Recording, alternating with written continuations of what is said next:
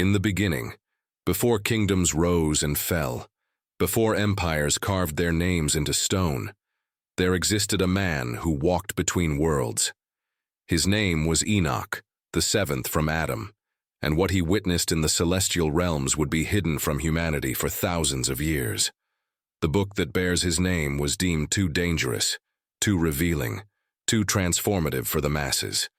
It was removed, buried, forbidden. But why? What did Enoch see that the guardians of orthodoxy could not allow you to know? What prophecy did he utter that speaks directly to your soul, to your purpose, to the destiny written in the stars before you drew your first breath? Before we journey into these forbidden chambers of ancient wisdom, I invite you to become part of this sacred community. Press that like button if you sense the call of something greater, and subscribe to this channel so that together we may uncover the mysteries that have been concealed in shadow. For what you are about to hear is not mere history. It is a map to your own awakening. The sands of Ethiopia hold secrets that modern minds struggle to comprehend. In the 4th century, while empires debated which texts deserved the title of scripture, the Book of Enoch survived in the ancient tongue of Ge'ez, preserved by monks who understood that some truths transcend the politics of councils and the fears of institutions. This was no ordinary text. It was a chronicle of impossible visions, of journeys beyond the veil of mortal sight, of conversations with beings of pure light who revealed the architecture of creation itself. Enoch did not merely write religious poetry. He documented an encounter with the mechanics of the cosmos, with the watchers who descended, with the secrets of heaven and earth that would reshape everything you thought you knew about your place in existence. Consider the audacity of what Enoch claimed. He wrote that he was taken, body and spirit, through the 7 heavens. He stood before the throne of the Most High. He witnessed the chambers where snow and hail are stored, where lightning is kept, where the winds are bound until their appointed time of release. He saw the tree of life and the tree of knowledge. He observed the places prepared for the righteous and the wicked. He watched as angels revealed to him the calendar of creation, the movements of celestial bodies, the hidden mathematics that govern reality itself. But more than cosmology, more than astronomy, more than theology, Enoch received something that would echo through millennia with devastating precision. He received prophecy. He received knowledge of the end times, of judgment, of purification, of the return of divine order to a world corrupted by forbidden knowledge. And here is where the forbidden nature of his words becomes clear. Enoch spoke of the Watchers, those enigmatic beings described as sons of God who descended to Mount Hermon in the days before the flood. The book of Genesis mentions them briefly, cryptically, in a passage so strange that scholars have debated its meaning for centuries. But Enoch does not speak cryptically. He names them. He describes their transgression in detail. These Watchers, 200 in number, bound themselves by mutual oath and descended to teach humanity secrets that were meant to remain veiled until appointed times. They taught the forging of weapons, the use of cosmetics in adornment, the casting of spells, the cutting of roots, the movements of stars for divination, the signs of the earth, the sun, and the moon. They revealed celestial knowledge to terrestrial beings who were not ready to bear the weight of such wisdom. But that was not their greatest transgression. They looked upon the daughters of men and found them beautiful, and they took them as wives, producing offspring that were neither fully human nor fully divine. The Nephilim, giants who walked the earth with the strength of gods and the appetites of demons, and from their union came violence, corruption, bloodshed, and a world so steeped in wickedness that the only solution was total purification, the flood. But before the waters rose, Enoch was given a task. He was to pronounce judgment upon these Watchers, to tell them that they would be bound in darkness until the day of final reckoning, that their offspring would destroy each other, that their legacy would be one of ruin and regret. Why does this matter to you here, now, in the 21st century? Because the pattern Enoch described is not confined to ancient history. It is a template, a cycle, a warning about what happens when forbidden knowledge is released before consciousness is prepared to wield it responsibly. Every generation faces its own watchers, its own forbidden fruit, its own temptation to grasp power without wisdom, knowledge without understanding, capability without character. We stand today at a threshold similar to the one Enoch witnessed. We possess technologies that grant us godlike powers, the ability to edit the code of life itself, to create artificial intelligence that may surpass our own comprehension, to split atoms and engineer reality at quantum levels. Yet do we possess the consciousness, the spiritual maturity, the ethical foundation to use these powers wisely? Or are we repeating the ancient mistake, reaching for divinity while still shackled by shadow? This is where Enoch's prophecy becomes personal, where it transcends the boundaries of ancient text and becomes a mirror held up to your own soul. For the Watchers are not merely historical figures. They represent aspects of consciousness itself, the eternal tension between ascension and descent, between evolution and entropy, between the choice to rise toward the light or to grasp at power and descend into corruption. Within you exists both the impulse of the Watchers and the calling of Enoch. You are both the one who desires forbidden knowledge and the one who is called to walk with God. You are the battleground where these forces contend for supremacy. Enoch's forbidden prophecy reveals something that religious institutions found too dangerous to emphasize. You are not merely a creation, you are a creator. You are not merely subject to destiny, you are a participant in its unfolding. The ancient text describes how Enoch walked with God and was no more, for God took him. This phrase, so simple yet so profound, indicates a transformation so complete that Enoch transcended the limitations of mortal existence. He did not die. He ascended. He became something more than human, yet without ceasing to be human. He achieved what mystics across all traditions have described as the ultimate goal, union with the divine, while retaining individual consciousness, the marriage of heaven and earth within a single being. And this is the secret that was hidden from you. This is the prophecy that speaks directly to your destiny. You are not meant to remain static, fixed, limited to the consciousness you were born into. You are meant to evolve. You are meant to ascend. You are meant to walk the path that Enoch walked, not as a relic of ancient times, but as a living reality in your own experience. Every moment of your life is an invitation to choose. Will you follow the path of the Watchers, grasping at knowledge and power for selfish ends? Or will you follow the path of Enoch, seeking alignment with divine will, seeking transformation, seeking to become a bridge between the earthly and the eternal? The Book of Enoch describes 7 heavens, each representing a level of consciousness, a sphere of understanding, a dimension of reality that exists simultaneously with your everyday awareness, yet remains hidden until you develop the eyes to see. The first heaven is the realm of atmosphere and weather, the immediate environment that surrounds you, the layer closest to material existence.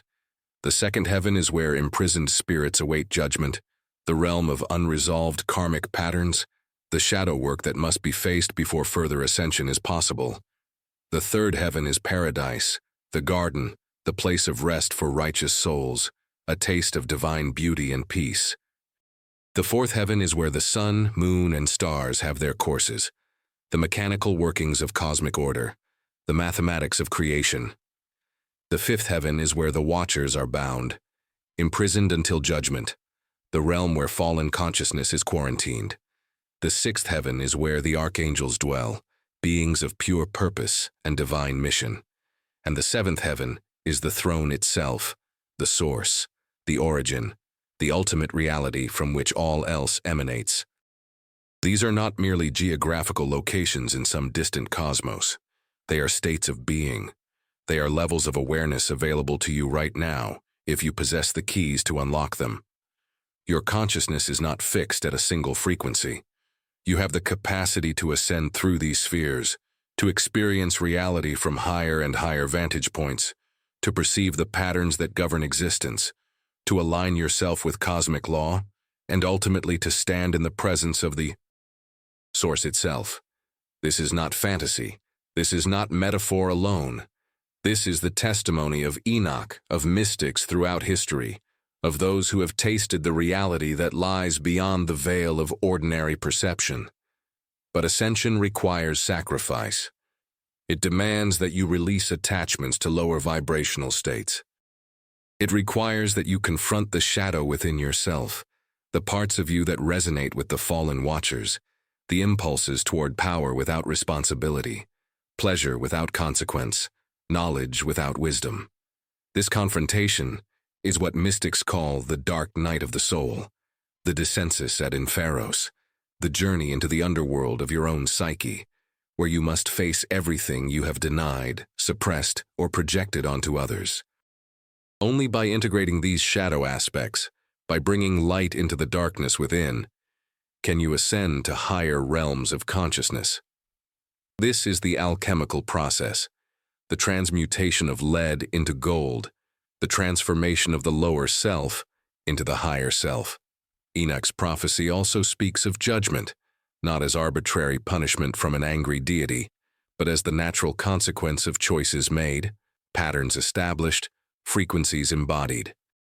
The text describes a coming day when the books will be opened, when every hidden thing will be brought to light, when the sheep will be separated from the goats, when righteousness will be rewarded, and wickedness will receive its due. But what are these books? They are the Akashic records, the quantum field of information that stores every thought, word, and deed, every intention and action throughout all of existence. Nothing is lost. Nothing is forgotten. Everything is recorded in the fabric of reality itself, and judgment is simply the moment when these records are read, when the truth of what you have been, what you have done, what you have become, is fully revealed. This should not inspire fear but awakening. For if every moment is recorded, if every choice matters, if every action creates ripples in the ocean of consciousness, then your life takes on profound significance. You are not insignificant. You are not powerless. You are not a mere victim of circumstance. You are a sovereign being whose choices shape reality, whose consciousness affects the field, whose evolution contributes to the collective ascension or descent of humanity itself. This is both the burden and the glory of being human. You matter. Your destiny matters. The choices you make today echo into eternity. The forbidden nature of Enoch's prophecy lies in its empowerment of the individual. Religious institutions built on hierarchical control could not allow the masses to believe that direct experience of the divine was possible, that personal transformation was available, that each soul carried within it the spark of divinity waiting to be fanned into flame. So the text was removed, labeled apocryphal, dismissed as pseudepigrapha, relegated to the margins of acceptable belief. But truth has a way of surviving. It resurfaces in Qumran caves among the Dead Sea Scrolls. It persists in Ethiopian Christianity. It influences the writers of the New Testament, who quote from it directly. It whispers through the underground streams of Gnostic, Hermetic, and Kabbalistic tradition. It refuses to die because it speaks to something deep within the human soul, a knowing that we are more than we appear, that we are destined for something greater than the mundane existence we have normalized. Consider how Enoch's visions parallel the mystical experiences reported across cultures and centuries, the shamanic journey through multiple realms, the Buddhist description of Locus and Bardos, the Kabbalistic ascent through the Sephiroth on the Tree of Life, the Sufi progression through stations of the path, the Hermetic axiom, as above so below, as within so without. All of these traditions point to the same underlying reality, that consciousness is not confined to the physical brain, that awareness can expand beyond the body, that we are multidimensional beings having a temporary human experience, and that the purpose of this experience is evolution, transformation, awakening. But awakening to what? This is the central question, the core of Enoch's forbidden prophecy. You are awakening to your true identity. You are not merely flesh and blood animated by electrical impulses. You are an eternal consciousness temporarily focused in a physical form. You are a holographic fragment of the divine, containing within your individual awareness the entire pattern of the source itself. You are God experiencing itself from a particular point of view, exploring the implications of choice, learning the lessons of duality, developing the capacity for love through the experience of separation. And your destiny, the secret purpose hidden in Enoch's ancient words, is to remember what you truly are, to embody that truth fully while still in physical form, to become a living bridge between heaven and earth, spirit and matter, the eternal and the temporal. This remembering is not intellectual, it is experiential. It requires practices, disciplines, initiations. Enoch walked with God.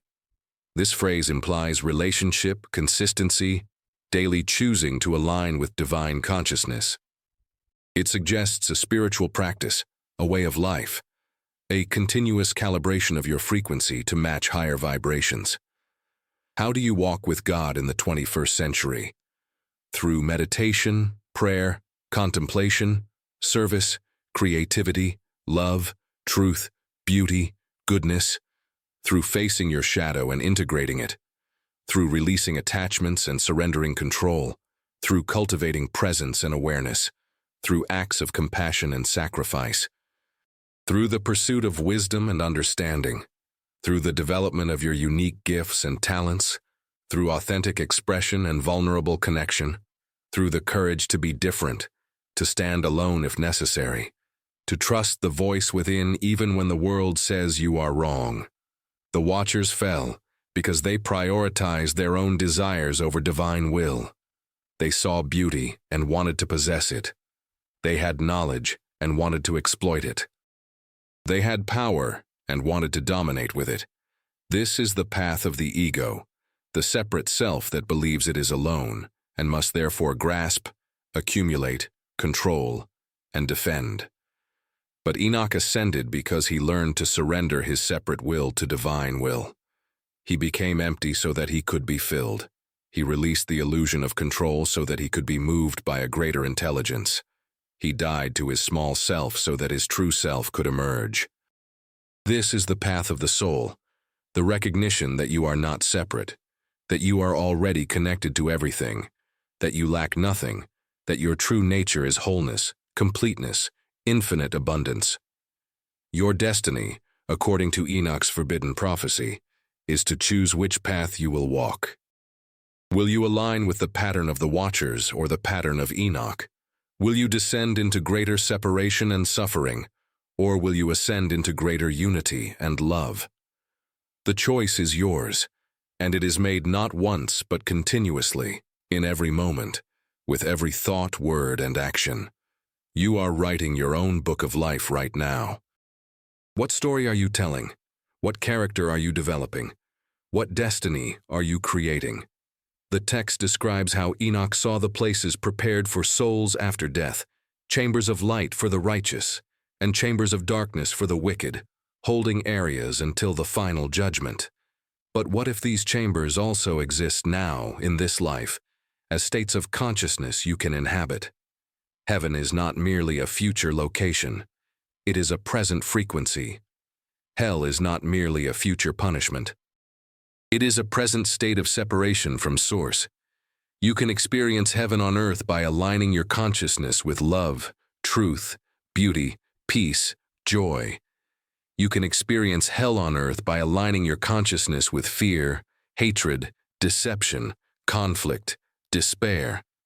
The afterlife may be a continuation of the patterns you establish here, the frequency you embody now becoming the realm you inhabit then.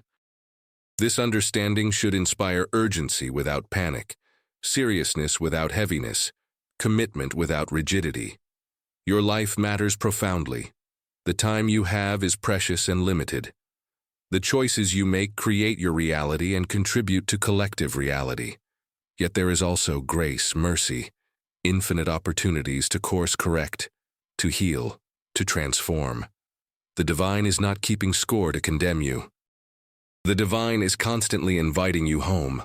offering you chance after chance to remember who you really are, to step into your power, to fulfill your purpose, to become the highest version of yourself.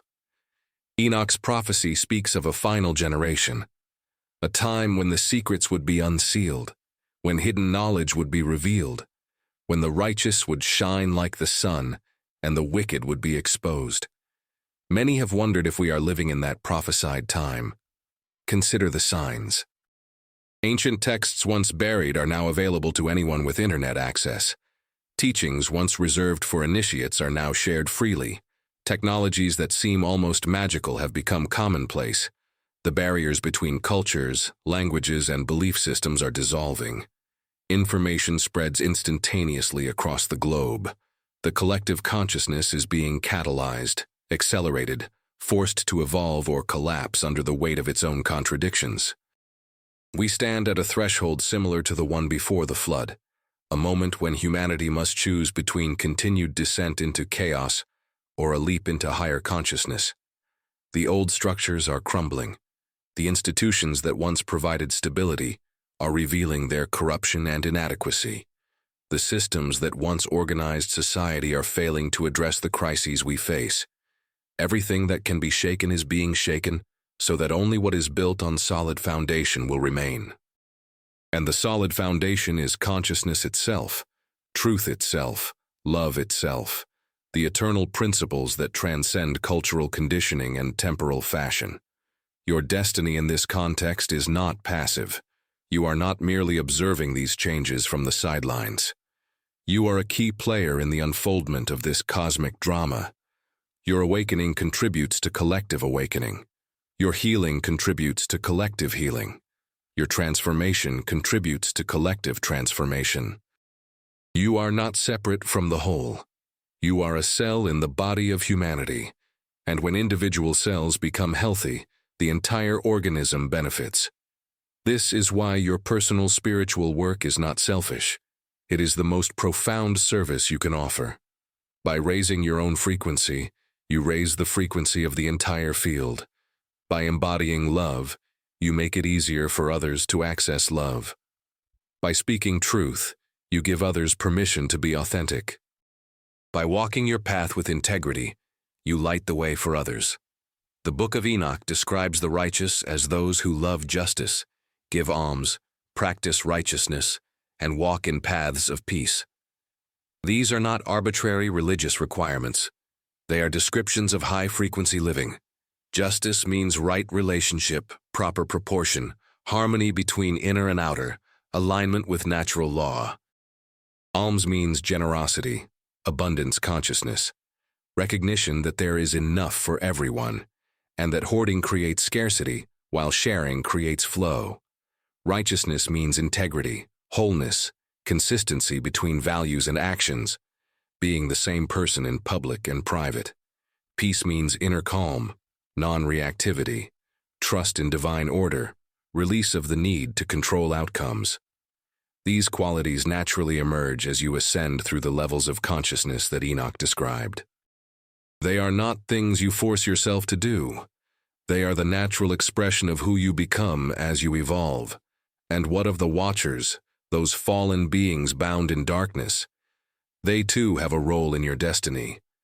They represent the aspects of consciousness that must be redeemed, the shadow that must be integrated, the rejected parts of self that wait in the underworld for recognition and healing.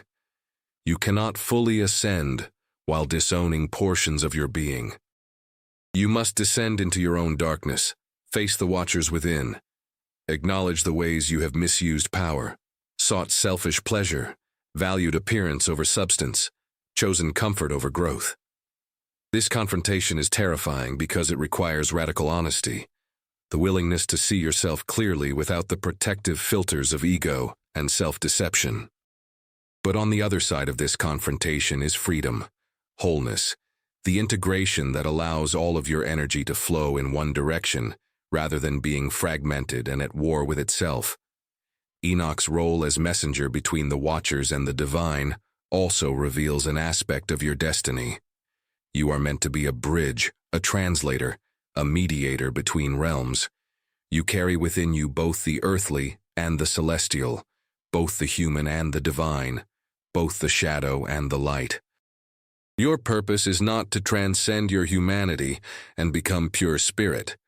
Your purpose is to integrate spirit into your humanity, to bring heaven to earth, to embody the divine within the limitations and beauties of physical existence. This is the meaning of incarnation, not spirit escaping matter, but spirit transforming matter from within, elevating it, sanctifying it, revealing the sacred that was always present but hidden by perception limited to surfaces.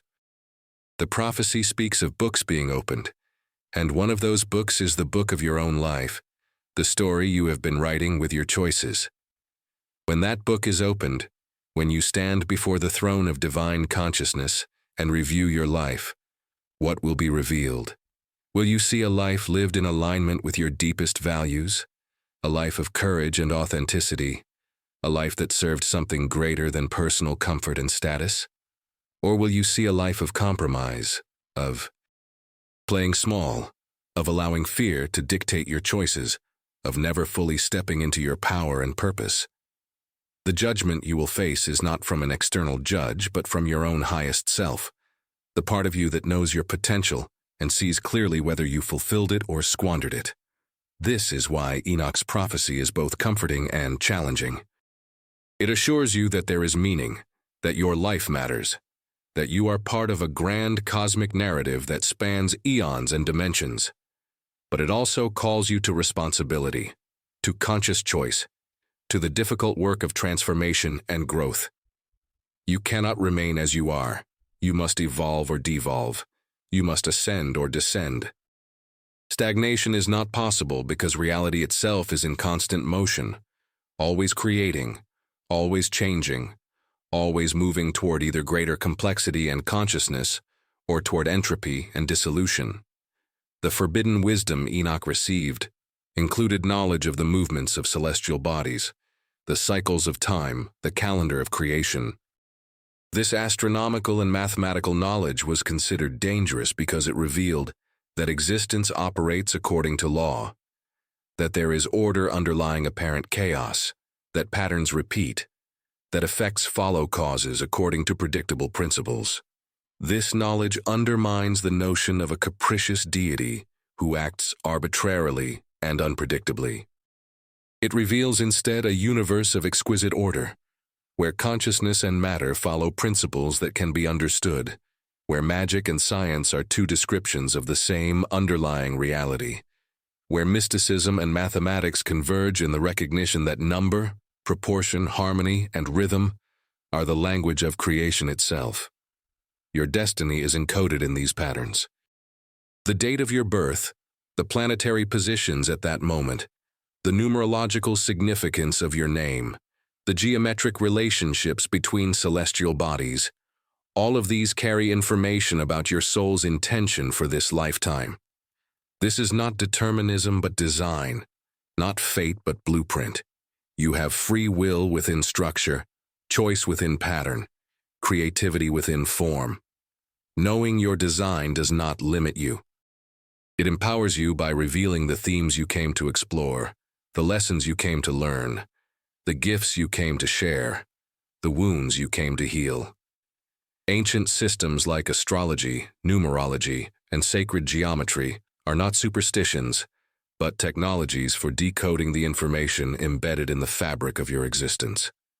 Enoch saw the tree of life and the tree of knowledge, those two symbolic presences from the Garden of Eden. The tree of knowledge brought the awareness of good and evil, duality, separation, the ability to judge and discriminate. The tree of life brings immortality, unity, eternal consciousness, the transcendence of death itself.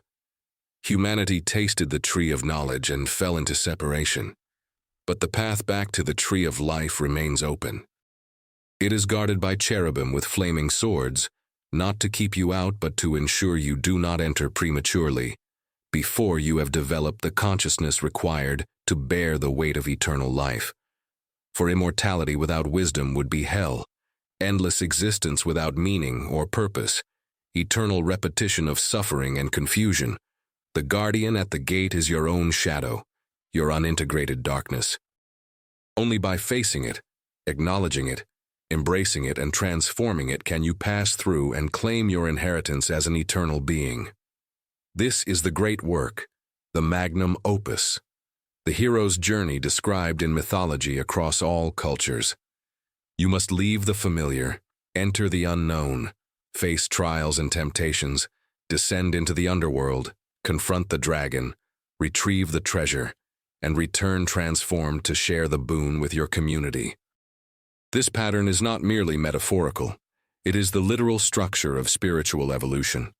The stages you must pass through to ascend from ordinary consciousness to enlightened awareness. And you are on this journey right now, whether you recognize it or not. Every challenge you face is an initiation. Every loss is a death that precedes rebirth.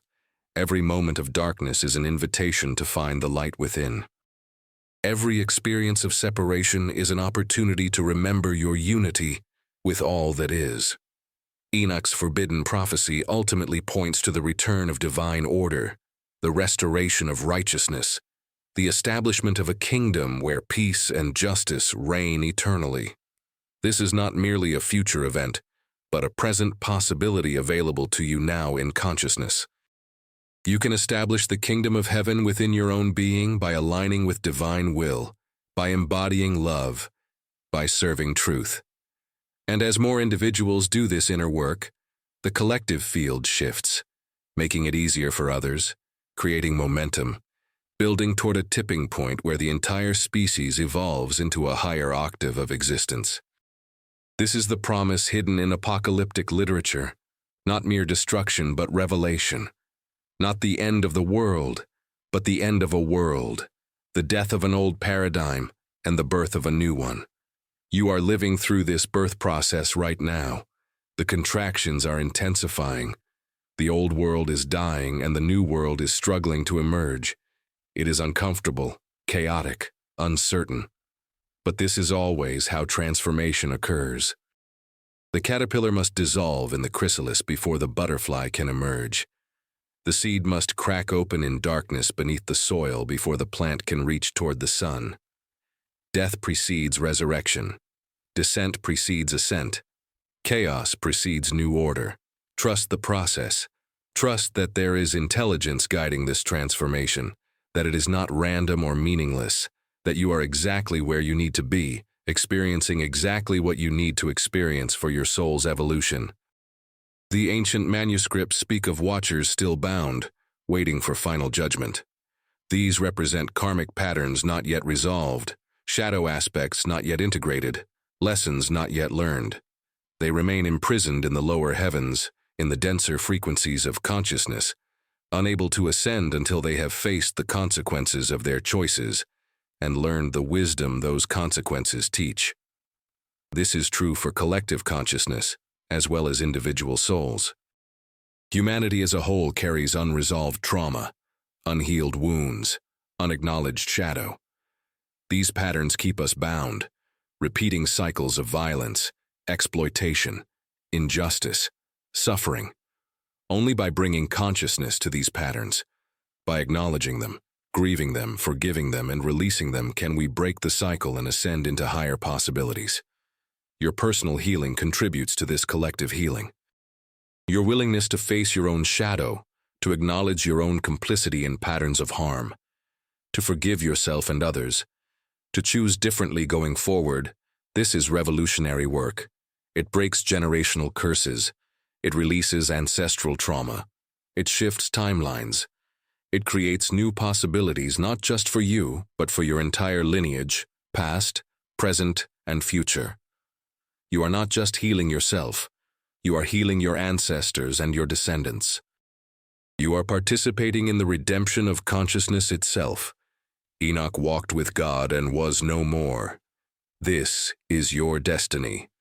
Not to disappear, but to transform. Not to escape life, but to transfigure it. Not to reject your humanity, but to fulfill it so completely that you become something more. A hybrid being, fully human and fully divine, a bridge between worlds, a living proof that ascension is possible, that transformation is real. that the promises whispered by mystics throughout the ages are not fantasy but testimony to a potential that sleeps within every soul, waiting to be awakened. The question is not whether this destiny is available to you. It is. The question is whether you will accept it, whether you will do the work, whether you will walk the path, whether you will say yes to the call that has been echoing in your heart since before you were born. The prophecy is not about predicting a fixed future. It is about revealing principles, patterns, and possibilities. It shows you what happens when consciousness descends into shadow, and what happens when consciousness ascends into light.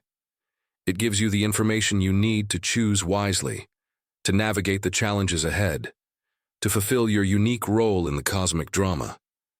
You are not a spectator. You are a participant. Your choices matter. Your awareness matters. Your evolution matters. And the time to step into your destiny is not someday in the distant future when you feel more ready, more worthy, more prepared. The time is now. This moment. This breath.